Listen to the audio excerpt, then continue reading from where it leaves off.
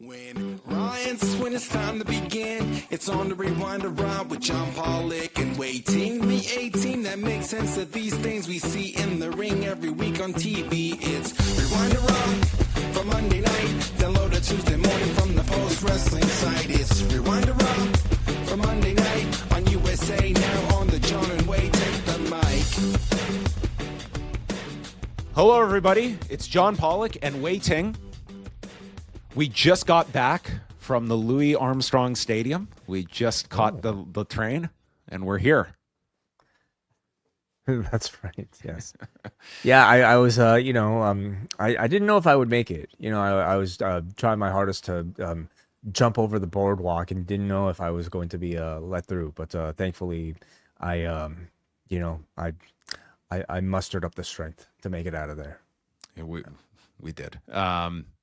Anyway, we have just completed our XL portion. We just went through 45 minutes of news chatting about some unfortunate passings with Piloto Suicida in Mexico with a fall during a match that resulted in his death, as well as Jerry Gray, who had been a performer that had worked throughout the 80s in a bunch of key territories, as well as becoming a promoter afterwards. A lot of rundown of Double or Nothing, the response to the show, the response to the getting in and out of the stadium, which was a problem for some, and lots from Tony Khan's press conference after the fact.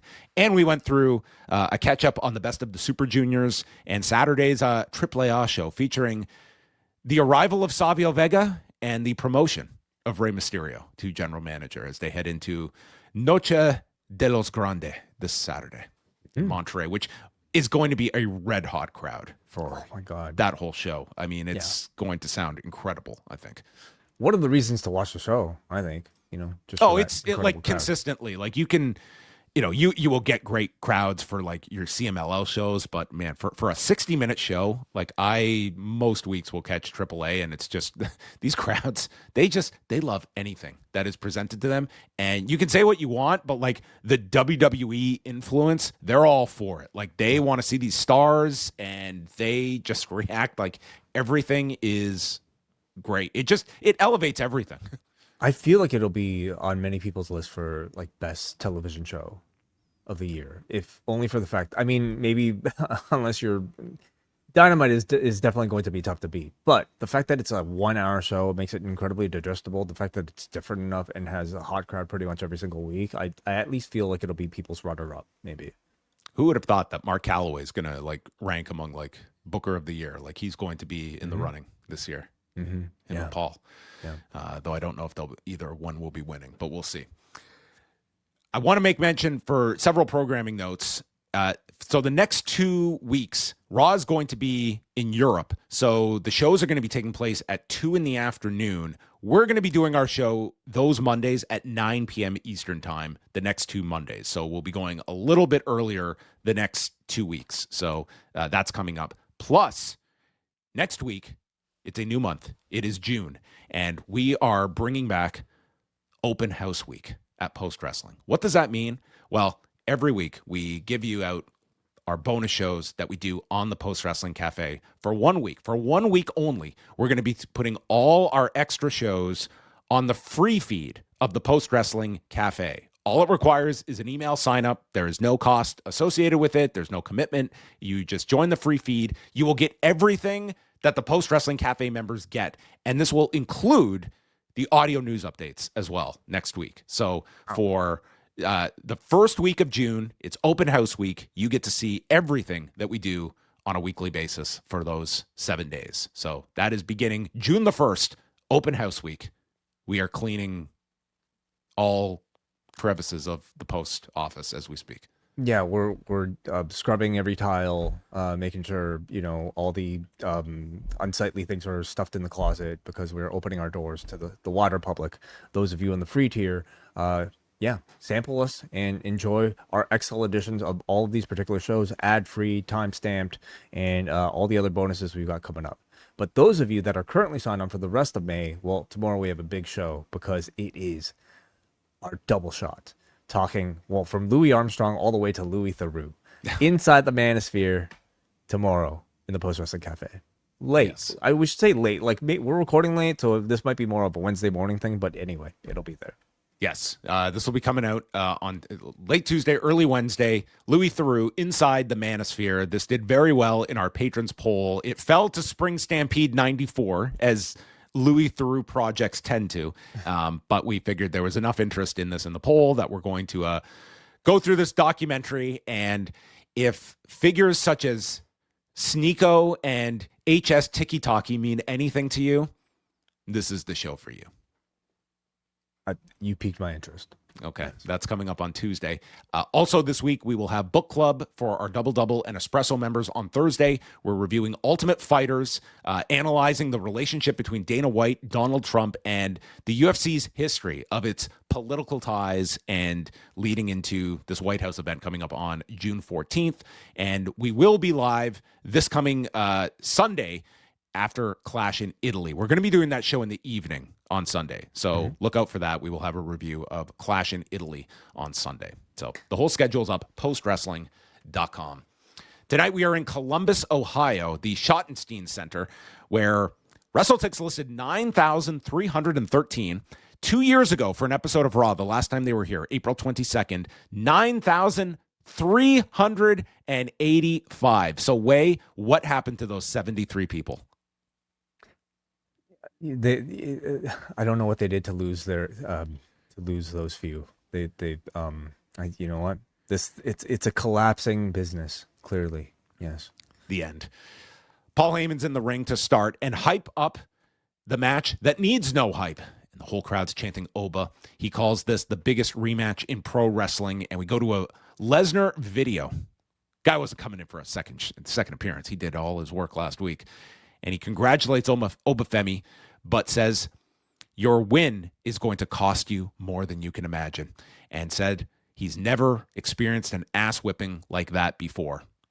Cain Velasquez would beg to differ. And it was humbling, but his career is not going to end that way. I can take an ass whipping, but can you?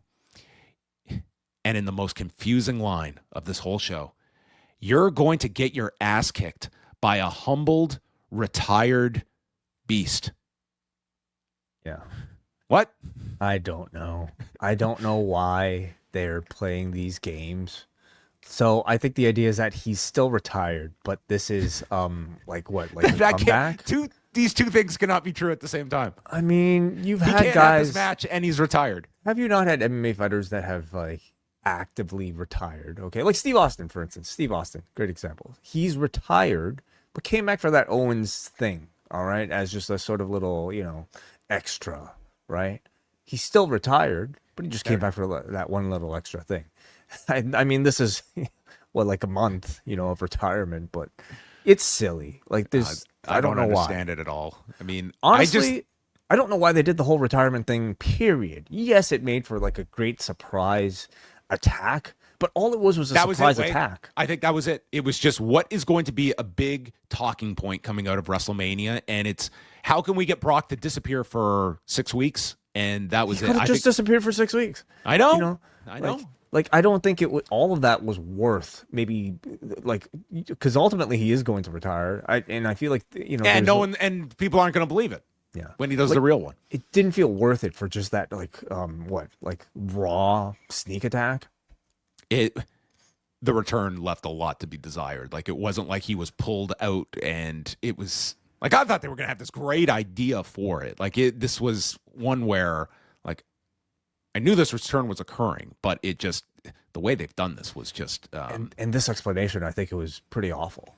They don't really have an explanation. Yeah, it's just he's back.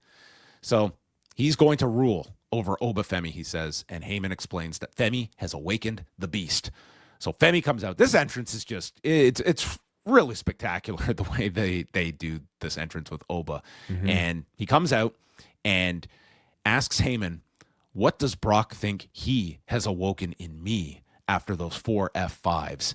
And assures Heyman he's not going to hurt him. I need you alive to tell the tale of Brock Lesnar that ends with me retiring him for a second time. Don't know how you retire him a second time, how that's different than the first time. But he has signed the contract, calls it the final chapter in the story, and says, last time I was fighting to beat him. This time, I'm fighting to kill him. I mean, this is a great line from him at the end. I mean, Oba, 2 for 2 in these go-home promos before a Brock match. Yeah, very strong. I mean, incredibly strong presence and great composure next to arguably like one of the greatest talkers of all time in the ring with Paul Heyman. He is sounding really great, and for somebody with like this little experience doing this level of professional wrestling talking, he's coming across wonderfully. So what does this mean? It's the final chapter. Are you believing that? No, I think Lesnar is getting his win back, and I don't know how they're going to pull that off. After seeing Becky Lynch and Sol Ruca, my hopes are not high if they're beating Oba and trying to just whatever they do with Lesnar. Like if he cheats, if he does something. Oba goes for the Soul Snatcher and hits Jessica Carr by accident. That they might have been watching Saturday and said, "Damn it, that was our spot for Italy." But no, I think we are going to get the rubber match down the road. Okay. Penta and Javon Evans, Intercontinental title, and they did a bit of a story here with Evans after the match. So the OG Cutter is blocked immediately. This was like the exact start to Ospreay and Samoa Joe at the beginning here. And then they do the Penta dance together, but then Evans uses it to attack Penta and hits a dive. We go through the commercial break after Evans drives himself through the ropes and into the desk. So I think this guy, he ordered the show right as Joe and Ospreay was starting, and he watched through the Darby match. Probably, he just took notes. Yeah, maybe taking some inspiration, maybe. Penta gives him a backstabber and is hit with the OG Cutter on the edge of the apron. This was pretty spectacular because Evans went from inside the ring to hit it on the edge from the top turnbuckle, rolls him in, Penta kicks out, goes for another one, and Penta turns it into the Penta driver for a 2 count. We get a super Rana off the top and then another OG Cutter into the super kick. And for the 4th time in this match, Evans goes for another OG Cutter, is caught with the backstabber and Mexican Destroyer as Penta wins in 11 minutes and 30 seconds. There was some really impressive stuff in this match, and the last couple of minutes were just boom, boom, boom. Some great series of just the whole sequence until the end of the match. And Penta goes to raise his arm, and Evans just rips his arm away and storms off to the back, frustrated with the loss. A really excellent match. I think well above the standard you might usually get on a television, a Raw. And I think like Evans showing a bit more edge to him, flirting with like a bit more heelishness is about time, for something like that to evolve from his character, who I think upon coming out, like all he's really known for is just kind of being a kid, like he's having fun, like laughing, smiling all the time, like, like yelling at the camera, jumping around, like he feels kind of like a teenager. But this is, the type of like natural evolution you'd want out of somebody who's trying to be a little bit more serious. And I think he showed that well here. Yeah, I'm not sold on this guy turning because I just think he's such a tremendous babyface and his style is so like just feeds that. But you can have a bit of edge, again, just to be a bit more serious and be taken a bit more seriously as a competitor without fully turning. Yeah. Maybe he's indoctrinated by a group of shooters and they start to teach him some neck bridges. So we go to the Michael Cole and Corey Graves, and they note that Logan Paul has torn his triceps and he's out for months. As they show the spot, it was the last spot of the match where Dawkins dives on Logan to take him out before Ford did before Ford got beaten. And so that was it. He's out for months. The Vision is the most snake bit group in pro wrestling history. And they should like end this group right now. If I was Austin Theory, I'd be in bubble wrap for my matches at this point because the curse is coming for you. I feel like I'm watching Final Destination with this group. It's kind of turned into that, hasn't it? Unfortunate for a lot of people, namely Joe Hendry, who was like in the middle of the program with Logan Paul. He was really utilized effectively here tonight. I mean, he just feels like he lost his meal ticket with Logan going down. Like torn triceps, dude. That's got to be surgery. He's going to be out a long time. Yeah. The type of absence where like often people might come back and receive like a babyface welcome, because of just, people missing them. I don't know if that'll be the case with Logan Paul, but I will say, like, this particular run of him appearing every single week for television with the Vision, and then like getting injured on the job, likely coming back from probably an arduous, like recovery. I wonder if it'll like earn him, that much more sort of respect from an audience that probably doesn't look at him with that much of it. I'm gonna guess not, but we could see. Maybe there will be the longing for Logan Paul. So they did make a whole bunch of the show revolve around Austin Theory. He comes in, he's all worried, telling Paul Heyman, I don't know what to do with this tag belt anymore. And he goes to hand it to him. Heyman explains all of the contracts say the Vision defend the tag titles. So it's quite the loophole. And just like that, folks, Braun Breaker is now one of the tag champions who was not even on the show. He wasn't even here to accept this this fake title win. Maybe he's staying far away from the Vision. Maybe he's like, oh my God, I just came back. We're building up for my Rollins match again. I'm staying away when I'm not needed. I'm not going to get hurt here in Columbus. So Theory basically said he thanks Paul and he's going to take out everyone that hurt Logan Paul. And so he was on certainly raises the profile of the tag titles. I mean, yes, Logan was a big star, but having Braun Breaker. Could you imagine if this was just a one-man division with it's just Austin Theory defending this belt against the non-existent teams? But having Breaker now in the role certainly makes the team, I think, that much more intimidating, really, just through Breaker. And of course, you have the Seth Rollins tie-in as well, likely going for a tag team title shot with a new partner of his own, which might be revealed a bit later. We come back. Joe Hendry is in the midst of singing "Fire Logan Paul," which, I mean, it's like, man, this guy might be the last time torn his triceps. Yeah. It's like, I don't know how much sympathy Joe Hendry got for this beatdown at the end of this, because Austin Theory cuts us off and just annihilates him with a chair, including this spot where Hendry is draped in the corner and Theory's on the floor, and he just waffles this chair, and maybe he just hit the post at a perfect angle because it looked like he murdered him with this shot right near the head. So that was the end of Joe Hendry for the evening. Yeah, might be the end of him for a bit. Might be our Netflix commercial guy until Logan's ready to come back. I don't know. This really unfortunate for him because I think like that was the type of feud that would have elevated Joe Hendry. It was like the sort of perfect, I don't know, kind of comedic, type of program that was perfect for him. High profile with a celebrity. And I wonder what he does, after this. He's got to write a new song for Austin Theory. That's what he needs to do pronto. Rollins approaches Angelo Dawkins and says, I stayed out of your business at Saturday night's main event, and I know what it's like to get screwed by the Vision. And we've got an opportunity. With Logan Paul out, the Vision is at their weakest, but also their most dangerous because of what we just saw Austin Theory do. And Montez Ford walks in. He dismisses this option by Seth Rollins and says, Rollins says, if I had been around on Saturday, you guys would be tag champions. And we don't need to be friends. We just need to work together to get rid of the Vision, and lists off all the things he has done that Montez Ford has not done. And so Ford issues a challenge to Seth Rollins for later in the show. Yeah, good stuff here. I've been enjoying Seth in these segments, and I think Ford is finally getting some good material to work with to allow his personality to come out, and he's been sounding really great in these segments as well.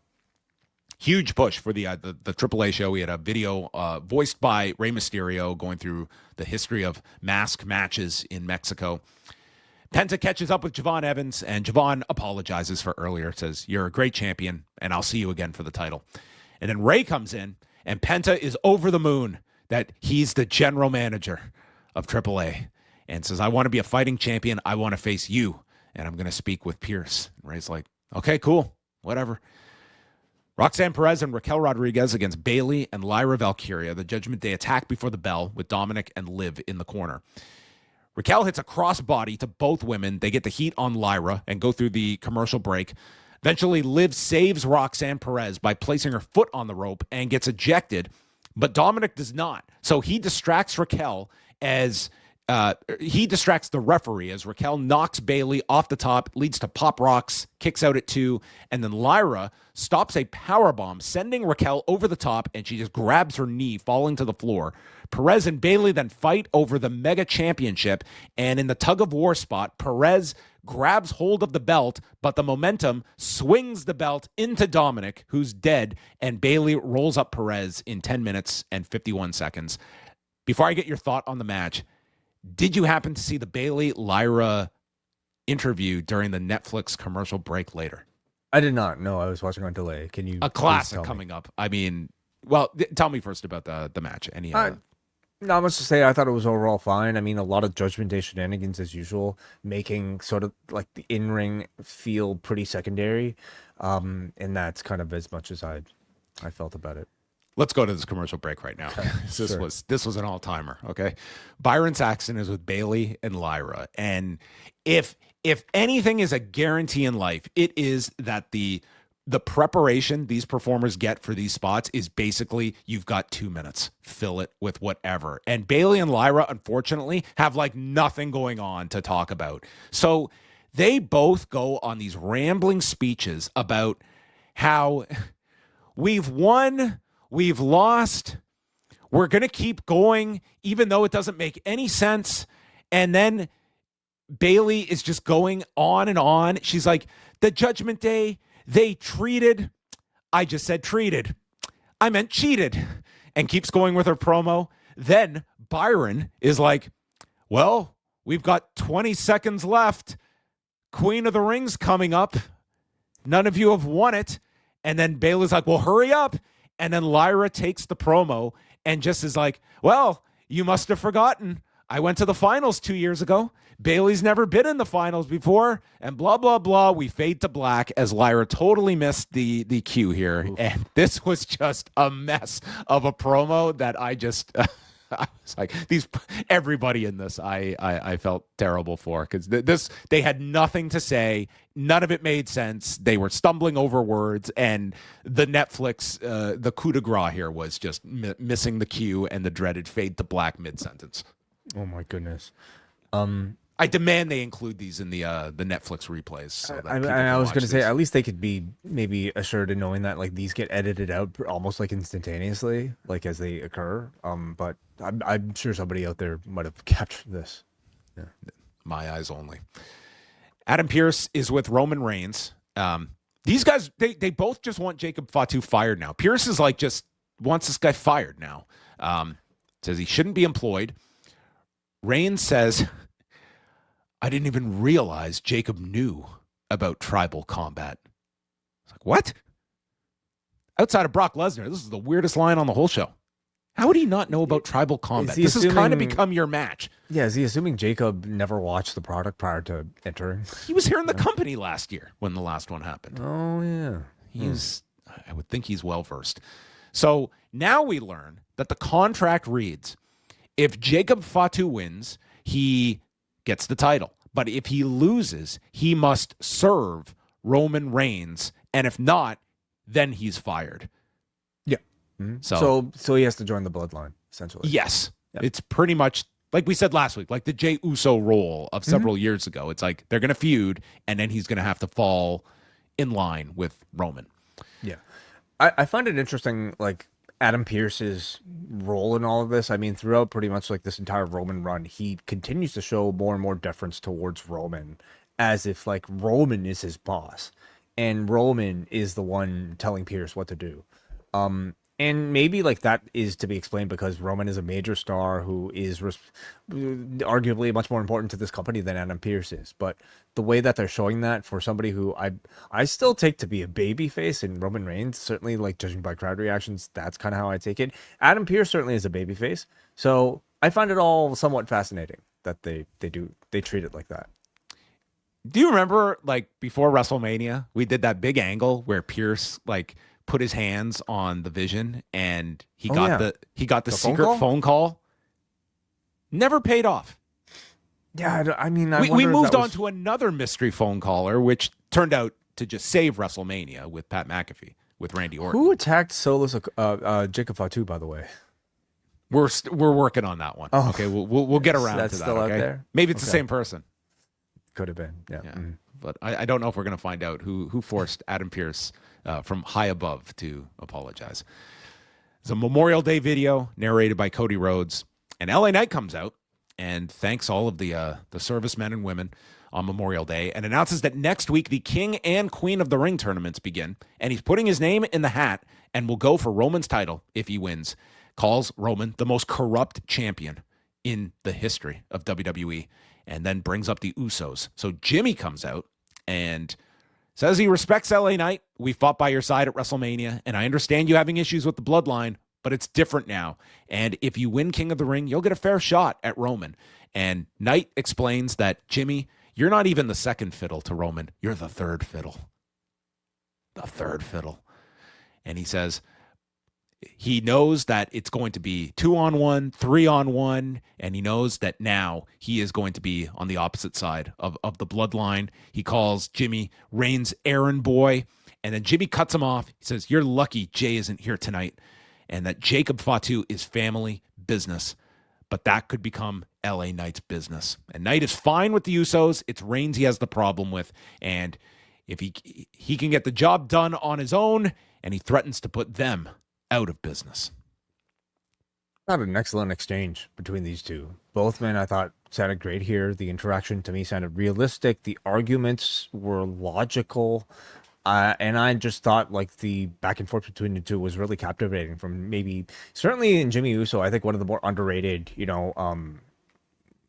performers in this sort of like they've done context. nothing with LA Knight since WrestleMania. Like he even like referred said to as much. it. Yeah. Yeah. At the beginning, he's in the ring with a microphone. He's like, it's been a minute since I've gotten a chance to do this. It's like this guy has been very like he's just had nothing going for him since Mania. He had Unreal like that. That really has been the most God. like prominent thing he's done this year is like getting chewed out by Triple H on Unreal. And as a result, like tonight's energy from LA Knight felt like he had a bit of a chip on his shoulder. Like one where he felt like he's been neglected on this television show, and he had sort of like an energy and aggression and clarity that I kind of felt like he, like that felt like he was wanting to prove that he should have a bigger role as a part of all of this. Why don't we just call this guy Logan Paul for the next 6 months? He's just going to take over that role. Ray is in the back with Adam Pearce, and Ethan Page comes in. He wants a rematch for the IC title and gets upset that Ray is jumping the line. So Rusev joins, and Ethan explains that Ray is going ahead of them. So it ends up with Ray agreeing to face Rusev tonight to determine who will get the next IC title shot. And Rusev has now incorporated his new catchphrase, Bungarunga. And this is the pop song that won the Eurovision Song Contest for Bulgaria. Bungarunga. I'm glad he finds pride in he's representing his countrymen. Okay. Bungarunga. What does it mean? It means means to cause commotion, to you know this by heart. Well, I had to look this up. I'm not the truth teller when it comes to Bungarunga or up on my Eurovision contest. But this looked to be the origin of this new catchphrase for Rusev. He needs something, and maybe this will take off. Maybe this will be Bungarunga might be the new Yeet. Could be. Seth Rollins and Montez Ford. At the beginning, they sort of mirror one another with their dives. They meet in the middle with cross bodies, and then it's Rollins hitting with the superplex Falcon Arrow combo. Ford then sends him off the shoulders, and Rollins plants his feet, hits the pedigree, and Rollins is yelling, "We want the same thing. We don't have to do this." And Ford slaps him, and for the slap, he takes 2 buckle bombs, but counters the third. Ford leaps over the corner post, knocks Rollins down, hits from the heavens, but Rollins kicks out, misses a 450, and then that allows Rollins to hit the stomp, and he just gets his arm over top Montez Ford for the pinfall and wins as Dawkins comes out and gets jumped by Austin Theory with the dreaded chair shot. So Dawkins is killed here with a concerto at the end. Yeah, really good TV match between what feels like 2 of the stronger athletes on this roster. I think this was a fantastic showcase of what Ford can do against the high-level singles guy when given time. In ring and on the mic. I mean, I think in these past few weeks has shown that he's really ready for something bigger.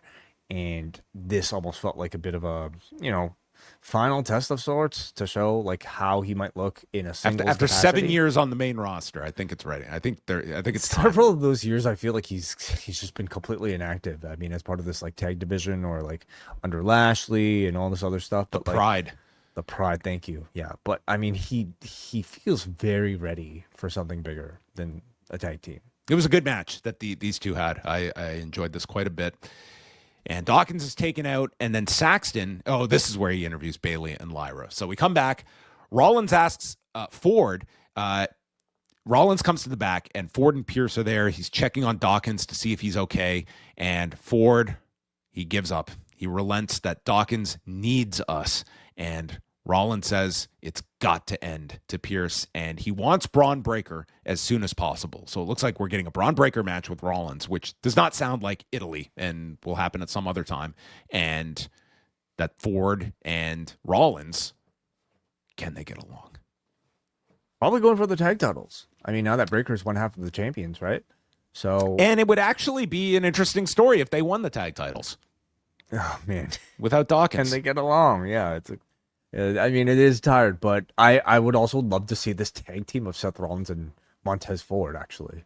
Sorry, Angelo Dawkins. I mean, I don't think he's actually injured, but I guess because Logan Paul's out, it kind of means he's going to be injured as well. So they also announced that the first hour, which is on ESPN, will feature the Cody Gunther match and Rhea versus Jade Cargill among the 5 matches that we have for Sunday's show. The fact that they're willing to give, like, I would say, like, such, I suppose, big matches, on the ESPN portion, like one where and this is main ESPN as well. Like, I totally understand why they like this is going to be their most watched window now. Like, this is what Saturday night's main event being on NBC represented for them previously. Like, getting time on ESPN is going to probably be their ability to reach the most people. So I do understand the strategy. Yeah, 2:00 on a Sunday might, be a bit different, but like, what were the ratings for Backlash for the ESPN portion? It was like 998,000 viewers. It was definitely down from WrestleMania, where it was like 1.6. Yeah, but like the fact that they're willing to give like something so substantial, and they already did it with Oba and Brock for Mania, but these are more than just previews. Like, these are more than just buy-ins. No, it's like this is literally the show starts at 2:00. And these are valuable sort of like, like windows for WWE to, I guess, like get new fans. And I think it's valuable for ESPN to like push people to the app. Yeah, so there's that aim, but also just this hour alone, I'm sure they are looking to, sell inventory and just like have this single hour alone be as effective and high drawing as possible. Yeah, so the rest of the show will have Becky and Sol Ruka, Brock and Oba, and presumably ending with Tribal Combat. Yeah. Mm-hmm. Kathy Kelly interviews Becky Lynch, and this was all we saw of her on the show. No Sol Ruka after the attack on Saturday. She says some might be impressed with Ruka's flips and tricks. Not on Saturday, they weren't, but she has not won a match. Yes, very true. Her name is in sand, and the tide is coming up. Mine is etched in stone. I can't say they have. I hope they go out and have the match of their careers on Sunday, because they have done nothing to push this match for my interest to be piqued. And Sol not having a role in the Go Home show is really unfortunate, because what we're left with heading into the match on Sunday is the memory of that awful Soul Snatcher botch. Well, amazingly, they showed none of it. They didn't even show the attack on the show. Like, they just made this feel like such a nothing match is what it feels like. And they very well could put the title on Sol Ruka. I mean, a loss. Like, this woman is... Doesn't feel right. Doesn't feel hot enough, right? It's no. It's just they've done such an awful job with Sol Ruka, and then the elements that Sol has had in her control, those have gone haywire as well. So it's just been a perfect storm of terrible. Rey Mysterio against Rusev, #1 contenders match with Ethan Page on commentary. There was some fun interplay with Ethan Page and Mike Cole. Yes. 619 gets stopped by an elbow shot. Ray's TV matches are very simple. It's hit a 619, and that is my goal in the match. Hit a 619. As they should be at his age, you know. They are, and the crowd, they want to see that goddamn 619. Spin your hips and hit a guy in the face. This guy doesn't need to be doing topes into like the barricade and landing on his head and all that stuff. Like he, you know, just seeing him, I think, you know, at this age is pretty impressive. He does the sliding sunset flip to the floor, sending Rusev into the barricade. Rusev then goes for his mask and then runs to the corner. And as we go to break, yells, "Bunga Runga!" Man.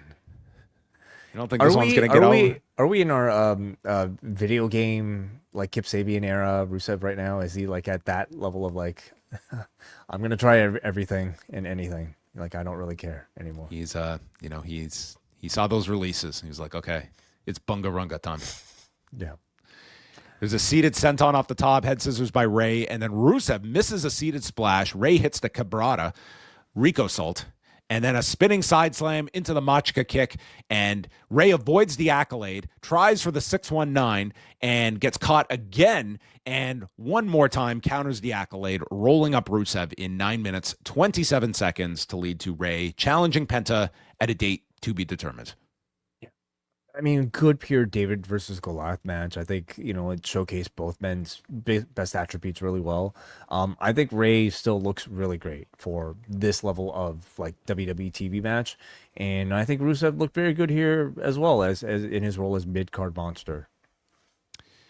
Rusev attacks Ray as Ethan joins in, and here to Ray's rescue is Dragon Lee. And they send them out of the ring. There's a tope con hero by Dragon Lee onto Page as Ray finally hits his 619 onto Rusev after many attempts, and then Rusev is hit with Operation Dragon. So Dragon Lee was, I think he was whispering to Ray, can I just be in all of your segments from now on? I really need this. That's his lifeline. Yeah. They should be a team. They need teams, and Dragon Lee can do all the... And Ray Phoenix is like, hey, I'm here too, guys. Hey, guys. Yeah, he was on Saturday's show. He got low blowed and beaten by Laredo Kid. So that's the update on Ray Phoenix. Pierce ejects Austin Theory from the arena with 20 minutes left in the show. Well, you know, it's a big arena. Probably was looking for him for a while. So he Austin Theory defends his actions by listing, was it enough with what happened to Bronson Reed, to Braun Breaker, to Logan Paul? It's like, yeah, all of you guys have gone down at some point or another. I don't know how that quite equates to just vicious chair attacks. But Heyman explains he's going to take Austin Theory away. And as they're walking away, he passes by Maxine, gives her a look, and she's standing there with Otis and Tozawa, and Otis smells trouble. But Maxine says, he's going through a lot. Cut him some slack. And now we have the verbal portion of the storyline kicking off. Yeah, we finally have some movement in this story, and I mean, just judging by the way that they look at each other, or he's looking at her, it does suggest that maybe this is more of a romantic relationship rather than just one of like strategy, you know. Yeah, I don't know what other options you could go for. I was going to think like maybe there's going to be a like a genealogy reveal. Oh, like siblings. Yeah. I mean, that'd be some people might be into that. Yeah. Turns out her last name was not Dupree after all. Oh. Adam Pearce hosts the contract signing between Roman Reigns and Jacob Fatu. Fatu just dumps the table to the floor as Roman arrives, and we get the security wall. But Reigns, after signing the contract, tells everybody to leave, and they had to wait this out because the crowd realized it's his birthday, so they sang happy birthday to Roman. Reigns is alone with Fatu and explains to Adam Pearce that Jacob took a blood oath and cannot touch him. Yeah. That needs to be in the non-physicality clauses in AEW. Some blood oaths, I think. So they go face to face, and Roman says, all you had to do was acknowledge me. But Fatu refuses, says, I'm not like everybody else. Roman, I acknowledge that you are the reason our family is living the life and on top of the mountain. But Reigns, you elevated this family, and it's time for a change and another destination. And asks if Reigns lived by the code of the bloodline at Backlash, or did you bend the rules to win? And Fatu threatens to dog walk your bitch ass in tribal combat, and everyone will have consequences. So then Reigns explains what consequences really are and what happens. If Fatu wins, you become the new leader. But if not, then I'll be walking you like a dog. And in my favorite line for any go-home segment in history, I will domesticate you. And he said, "Say I will neuter you." They used the dog walking line way too much here. It was like had to be used like 4 times between them. It's like, okay, we got it. You ran it into the ground in impressive fashion here. It says you will serve me and you will love your tribal chief. And Fatu gets the last word, saying if he loses, this was funny. He's like, if I lose, it means I still have a job here. It's like, okay, there, way to really put over the severity of this stipulation. But if I win, then everyone will learn to acknowledge me. And they shake and go head to head to finish off the show as they head to tribal combat. Yeah. Have they done this sort of shake and touch foreheads thing in the past with tribal combat? I think this is what you and I had to do when we incorporated this business. We had to file our trademark and blood, of course. Yeah, we had to slice open our arm and take a blood oath. So there you go. That's how the show ended. This one felt it felt a lot hotter going into Backlash. This one feels as though this is going to play out relatively similar. I think we'll get a great match, but I think you see like it's almost like they're already telling you the story of like Jacob Fatu is going to fall underneath this guy in the bloodline. And I see him like being in this role for months. And then maybe it's like Royal Rumble time that he's going to like break out of the bloodline. But you could certainly argue like this guy they need new main eventers. And Jacob has done really well in this role. I will see how this plays out. I'm not crazy about this idea if he's just going to be, against his will as part of the bloodline. So I would have suggested that maybe like heading into, Backlash, but I mean, seeing how the crowds are reacting now, I mean, tonight they were so pro Roman that I simply don't think like Jacob trying to push him as this like babyface underdog against like Tribal Chief Roman Reigns, it's just not working. People aren't really into wanting to see Jacob beat Roman Reigns. They want to see Roman Reigns beat Jacob, and therefore Fatu felt more like the heel in this segment just simply by the crowd's reactions, which is not what the story entails. So fairness, it was the man's birthday here. That is birthday, true. right? Yeah, he had birthday. Yeah, happy birthday. 41 years old, Roman Reigns. But I think you're running about as far as you can with Jacob Fatu at present time. Like I think having him be champion, I don't think that creates the most like interesting matches. It would confirm him to some extent, but I also think it's not the best thing you could do for the championship or the shows at the moment. But taking it this far and finally having Jacob be one of the members of this renewed bloodline, I do think now that's the best course, especially en route to your big faction wars that you can have against your babyface teams, and hopefully even eventually to like a War Games if they can stay the course for that long. But do you think they get Solo and Tala Tonga involved in this, or are they going to be kept separate? No, I don't think so. Those guys aren't as hot as the others. They're trying to do something with Tala Tonga. I don't know if they quite like. It seemed like they were pushing that reunion coming, but I think those guys would soften the group. Like the Usos, Roman with Jacob. Those feel like the hot acts of the family right now. I wonder if a heel Sammy would find any sort of role, but he almost seems like he's doing his own thing. What if a hooded figure comes in and it then reveals that's JC Mateo? I'm not so sure. I think you might see Rikishi before JC Mateo. Okay, there's our ultimate tribal chief. Yeah, Rikishi. Mm-hmm. So there you go. That was Raw. I will say this: I thought this was a way more consequential and interesting show than the one we reviewed on Saturday. Agreed. I mean, I would have taken this for Saturday night's main event. These matches, everything other than like the women's tag, I would have taken Rollins and Montez Ford on Saturday. I thought there was much more star power, certainly on Raw. which is, not to say every Saturday night's main event needs to have a Roman Reigns attached to it, but it needs to have somebody who's a star on that level, and you simply didn't have that on that show. The Becky might have been like, well, Becky and Rhea, I suppose, but Becky was in a 2-minute match, and it just didn't feel as important and as relevant. Even though the wrestling might have been like digestible, crowd was great, but it was not, to me, it totally skipped. Yeah, you definitely had a way better crowd on Saturday than Monday, but this was a pretty good episode of Raw. You got the Penta Javon match and Rollins and Montez Ford. Ray and Rusev was fun. Those are good matches for Rusev to have with you're like working off a Ray. He's very good in those situations. Final segment was, it was good. I don't think they're at the level interest-wise as they did for the Backlash match, but this looks like a more complete card than Backlash did for Italy. You have your big stars and everything, yeah. Like this episode of Raw, I mean, you essentially had 2 contract signing segments, right? And it didn't really do much to elevate my interest, either one of them. So I wouldn't say it was that great of an edition of Raw, but it, I guess necessary. I wouldn't necessarily recommend Penta Javon, maybe a good match. Like, what else would you recommend from this one? The Bailey Lyra interview, which I might track it down. Track it down. See if I'm overselling it. Yeah. And Rollins. Ford. Yeah.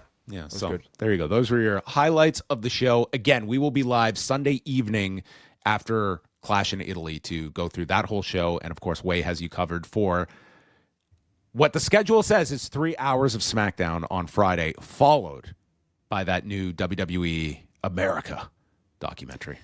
Not sure if we'll get a chance to watch America, that WWE America documentary, but if there are 3 hours of SmackDown, Neil and I will be here to discuss it at some point Friday. Yeah. Okay, so check that out. And again, book club on Thursday and Tuesday, double shot time. Louis Theroux inside the Manosphere. That will be on the menu for Tuesday on the Café. So check out all of that. We're going to say goodbye to everyone on the YouTube channel. Hit the subscribe button on your way out of here, or else we're going to close all the train entrances but one, and you're going to have a hell of a time getting out of here. The subscribe button is what you have to hit. That's the unlock, okay? Mm-hmm. So goodbye to everyone.